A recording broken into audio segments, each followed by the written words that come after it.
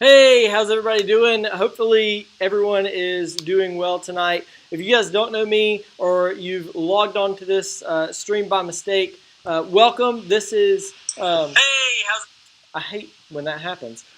This is our Wednesday night recap. So if you are in our student ministry, our Kingdom Students student ministry, or if you attend Kingdom Life Church and you're a family, welcome to tonight's live stream. And so what this is going to look like is I'm going to kind of recap what we talked about on Sunday. Hopefully I can do that and talk to you all in the comments. So if you're on Facebook or YouTube, feel free to leave a comment and I'll respond to it. You might even get on screen. If you're on Instagram, sorry, they haven't let us pull that feed in yet. So I have the Instagram feed up. Hopefully I can answer your comments in a little bit real time. We're a little bit delayed on Instagram. I think the difference is like 10 seconds. So give me a minute if I don't immediately address your question or your comment as it comes up. It looks like Tim is watching. We have a few more people kind of jumping on the live stream. I have like my little command center right below the camera so you guys can't see it. So if it looks like I'm looking down, I'm looking at the comments. I'm looking at the people that are watching so that I can kind of see what's going on. Now, I'm just going to see however many people we have watching, who all could actually remember what we talked about on Sunday. We started a brand new series on Sunday, so if you think you know what series we started on Sunday, leave it in the comments, and I'll let you know whether or not you were correct. If you didn't gather with us on Sunday and you missed the online service, it was posted, so you had like 3 days to watch it. If you didn't, sorry, all kind of spoilers tonight. We're going to go through the main points from Sunday to kind of get you guys ready for small groups, right? Because we moved our small groups from Sunday night to Wednesday night because you guys asked us to. And so we want to kind of give you guys a recap before we jump into small groups. So I'm waiting to see who is going to see if they remember what series we started on Sunday. Go ahead. Feel free to type it in. I got a couple of people. It looks like Corey is watching. Miss Corey is watching on Instagram with us. All right, I should say this. Small group leaders, y'all can't answer because y'all are kind of expected to know what we're talking about on Sunday so you can be ready for Wednesday nights. So you can't answer, right? I know I kind of killed half of the people watching, but we want to give the students a little bit of a time to kind of jump in with the answer. I'm going to give you another 5 seconds, and then we'll talk about it a little bit more in depth, and I'll kind of throw the graphic up on the screen so you know what we were talking about. But we were in the book of Matthew. I'll give you that kind of hint. We're in the book of Matthew, and honestly, we started talking about something that some people might consider a little bit boring, a little bit kind of kiddie. But once we get into talking about it specifically, you'll see why that's the farthest thing from the truth. So on Sunday, we started a series called The Parables of Jesus. And obviously, we said that the parables of Jesus are stories that Jesus told for a specific purpose. Now, I'm going to go ahead and say I'm sorry to the people on Instagram. We had the little Instagram note on the screen, but I'm pretty sure that you guys aren't able to adjust the screen, so you only get like part of what we are, like what I'm putting on the screen. So you're not getting the title from Sunday, and you're not going to get the full text when we start going through the text in just a minute. But what I said earlier, we were in Matthew chapter 13. And in Matthew chapter 13, Jesus' disciples asked him point blank, hey, why are you teaching in parables? And so this is where we started on Sunday, and I'm going to read the text, and then we'll go through the points that we went through on Sunday as well. So in Matthew chapter 13, picking up in verse 10, it says this. It says, then the disciples came and said to him, why do you speak to them in parables? And he answered them, to you it has been given to know the secrets of the kingdom of heaven, but to them it has not been given. For to the one who has, more will be given, and to the one and he will have an abundance. But from the one who has not, even what he has will be taken away. And we talked about on Sunday how that didn't sound like Jesus, right? That didn't sound like the Jesus that we all grew up hearing about. Because I don't know about you guys, but the Jesus that I grew up hearing about, he talked a lot about caring for the poor and providing for them and making sure their needs were met. And here he says for the person that doesn't have a whole lot, even what he has is going to be taken away. And we talked about how that didn't sound like Jesus, but he was talking about spiritual things, right? He was talking about the people that had the 12 that had given their lives to follow him, and he said, "Hey, you now have a greater responsibility." And to the ones that didn't quite get what was going on, he said they're not going to have the responsibility to steward the what he called the secrets of heaven, right? They're not going to have the responsibility to make sure that everybody knows what's going on. And so we talked about the first point on Sunday. What we said was that your pursuit will solidify your participation in the faith. And I kind of try to word that very carefully, because what Jesus was saying was, hey, how you carry the faith, how you participate or don't participate in learning more about my Father, like he said, that right there is going to tell me whether your heart is in this or not, like whether your heart is bought in for me or whether it's not. Because and a lot of times there are people that go to church for years, but they go to church not because they're invested in the faith, but because it's something they've always done. So we talked about how the important thing that we have to remember as followers of Jesus is that our pursuit will demonstrate what our heart condition toward Jesus. And then Jesus actually goes on to answer the question that his disciples asked him, hey, why are you teaching in parables, in Matthew chapter 13? And I'm trying to go through a lot of this because we got to get through all the way to Matthew chapter 13, verse 23. So I'm trying to kind of speed walk you guys through what we talked about on Sunday. But in Matthew chapter 13, picking up in verse 13, it says this.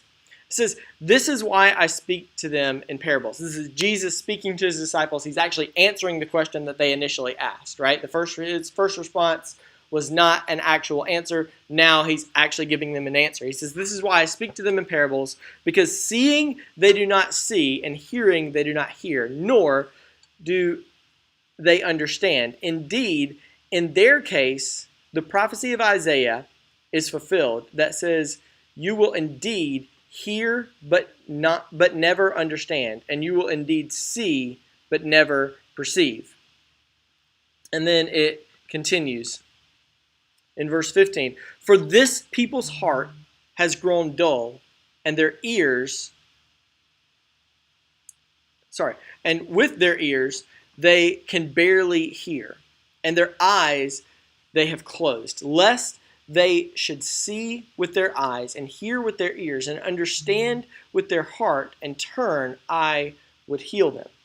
And so all of this is Jesus' response. He says, hey, when I'm teaching to them in parables, I'm teaching to them this way because their hearts are honestly far from me. They're not really looking for me. Their eyes have closed and their ears can barely hear. So he's like, I'm giving them just enough to pique their interest so that they might turn and come to me. And we talked about on Sunday how this is kind of indicative of the nature of God. See, God's nature is not one that demands obedience to every person that has ever existed, right? He calls to humanity. He tries to draw them in subtly. And we talked about how it's really important that Jesus did this through parables because human beings are creatures of story. We love a good story. And I asked the students on Sunday, like, if your friend came up to you on Monday morning and said, hey, let me tell you what happened this weekend, most of us are not going to like turn around and be like, I don't really care. Like, we want to hear the story. We want to know if, like, you got attacked by a shark at Myrtle Beach over the summer, right? We want to know if you, like, almost got kidnapped in Walmart or something. Like, we want to hear the story. And so we talked about how when Jesus teaches in stories, he's kind of speaking to the human condition. And not only that, but he's doing that to draw people in. And we talked about how that was a part of God's plan, right? Like God has a desire to draw us into relationships. So that was the second point that we talked about on Sunday, is that God is drawing us into relationship with him. And he's doing that oftentimes the way Jesus did it, right? With stories. Because how do we learn about the character and the nature of God? Well, we look to the Bible. And what is the Bible? It's largely a collection of stories of people that actually existed, certainly, but it's a collection of stories that reveal the character and the nature of God. And so if we're following Jesus, it's only because somebody has shared with us the nature of God, and it's served to draw us in the way Jesus was trying to draw in the attention of this group of people with the parables. So and then we went on in Matthew chapter 13, and we picked up in verses 16 and 17. And it says this, it says, "But blessed are your eyes, for they see, and your ears, for they hear. For truly, I say to you, many prophets and righteous people longed to see what you see, and did not see it, and to hear what you hear, and did not hear it." And so we talked about how Jesus was telling his disciples, like, do you recognize how blessed you are to see what you see and hear what you hear? He's telling them, do you recognize how blessed you are to get to walk with the creator of the universe and see the amazing things that he does? Right? This is kind of one of those moments where Jesus actually steps into his kind of full glory and full authority role among the disciples. And he's like, hey, you are blessed to be my disciples. And we talked about on Sunday how we often don't recognize how blessed we are, right? Like we honestly don't. Like we have more access to God's word, to theologians, to the great spiritual leaders of all of history, right? Both past and present. We have access to all of that stuff today through, like, not just through books. Like that's a relatively new invention in the scope of Christianity. Like libraries are a huge thing, but we have the internet, right? So we don't even have to leave our house to access thousands upon thousands, dare I say millions of sermons and people that just know how to explain things that pertain to God. And so we have all of this access to stuff, and yet we take it for granted, right? Yeah, we scroll through Instagram and we just kind of mindlessly look at stuff that doesn't ultimately matter instead of actually taking full advantage of what we have. And so we talked about how we have to understand as followers of Jesus that we are blessed, right? Like you and I are blessed to live in this age of grace, right? Like there's, I dare say, more grace than has ever existed in humanity. And I'm not talking about just like God's grace that he forgives sin. I'm talking about the kind of general grace, the general revelation of grace that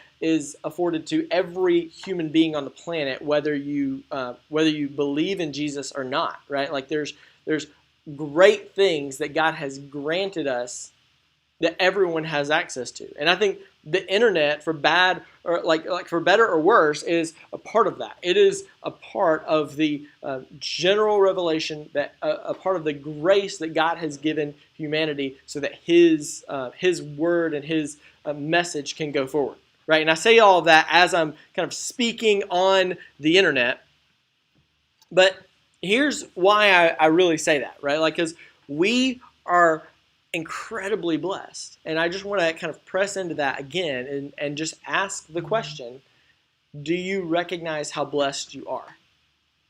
Like it's an incredible thing to be able to connect the way, as zoomed out as you are, right? It's an incredible thing to be able to connect the way we have over the past 6 months. We talked about a little bit, I think I mentioned it a little bit on Sunday, but that if all of this stuff had happened in like 1995, like there would be mass church closures like across the country, right? Like it would have just like it could have been it for a lot of churches, right? This whole COVID situation had a lot of churches struggling, but we were still incredibly blessed to be able to gather and communicate in different ways because of the internet and the advancements in like video technology and streaming and all of that kind of stuff. All right, so let's keep going. We kept going as we were looking at Matthew chapter 13, and we're going to pick up in verse 18 because this is the point where Jesus begins to kind of unpack the first parable he had told. Like we didn't start with the first parable, but we kind of got a recap from it because of what Jesus says in Matthew chapter 13, picking up in verses 18 through 21. It says this, it says, "Hear then the parable of the sower. When anyone hears the word of the kingdom and does not understand it, the evil one comes and snatches away what has been sown in his heart. This is what was sown along the path. As for what was sown on rocky ground, this is the one who hears the word and immediately receives it with joy. Yet he has no root in himself, but endures for a while, and when tribulation and persecution arises on account of the word, immediately he falls away."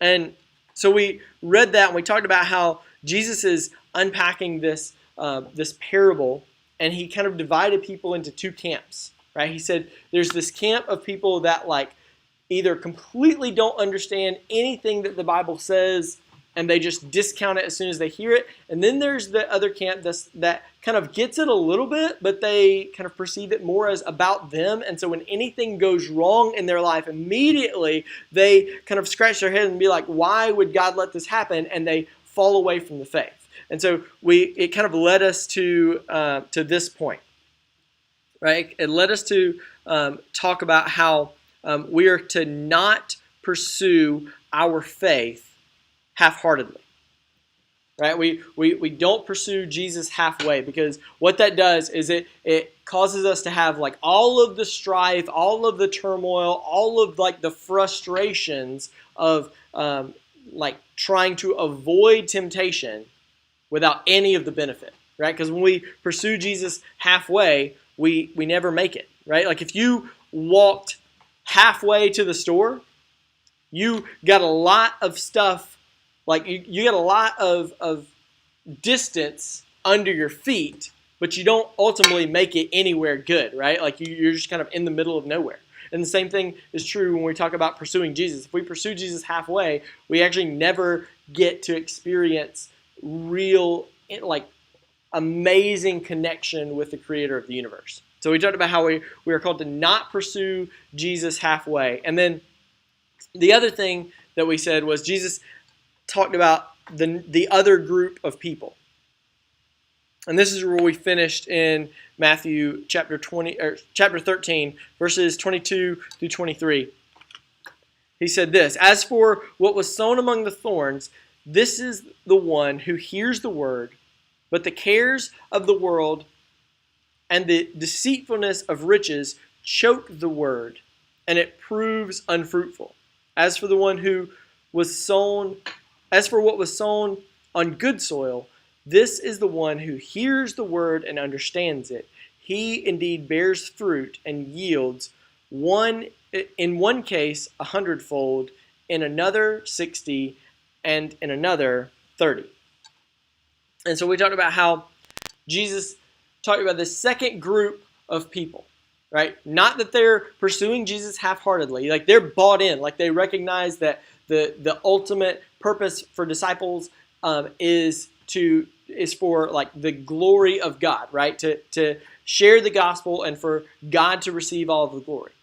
But then he says there's one group of that like a subgroup of that group, right? And they say, well, you know what? I know that I'm supposed to tell people about Jesus. I know I'm supposed to do everything for the glory of God, but like it'd be really nice to have a bigger house, or it'd be really nice to have a better car. or it'd be really nice to go on more vacations. And so they get swayed by the kind of this what Jesus calls the deceitfulness of riches. And so because of that, they get distracted and they get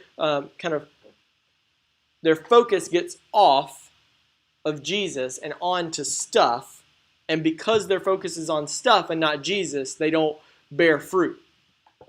And then the other group is the group that are bought in, they're sold out, they are true disciples of Jesus, and they do what Jesus calls them to do, which is bear fruit. And so that's the last point that we talked about on Sunday, is that we are called to grow to bear fruit.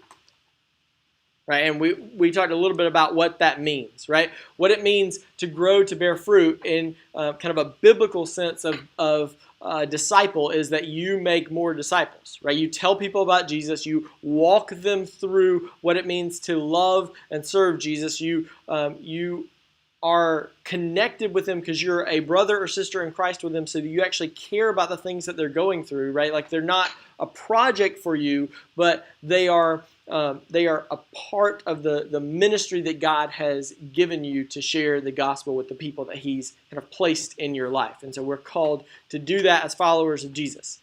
So that's kind of the Sunday service in a nutshell. I feel like I've been speaking way too long.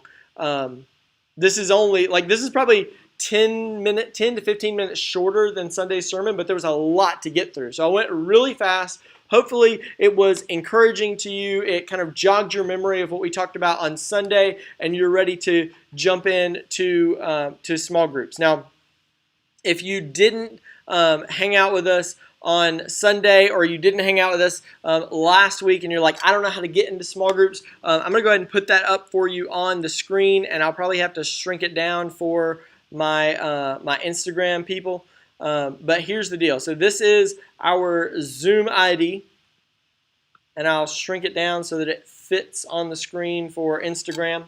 I got to wait like 10 seconds so that the feed on Instagram catches up with what's actually going on in person. There we go. And let's see if we can. We're going to have to make it smaller, I'm guessing. I'm not guessing. We are going to have to make it smaller. All right. So here we go. That should be small enough. You should be able to see that now on screen. So this is the Zoom ID. If you're hanging out with us and you want to jump into small groups, those will be open in about, I'm going to say 6 minutes, 5 to 6 minutes. So we're going to open them at 6:30, and then we're going to hang out on Zoom for for like an hour or so. I'm not sure how long they lasted last week, but we'll hang out for an hour or so this week, and then we will call it a night. So hopefully this was helpful for you guys as you get ready to jump over to small groups. We will see you guys there.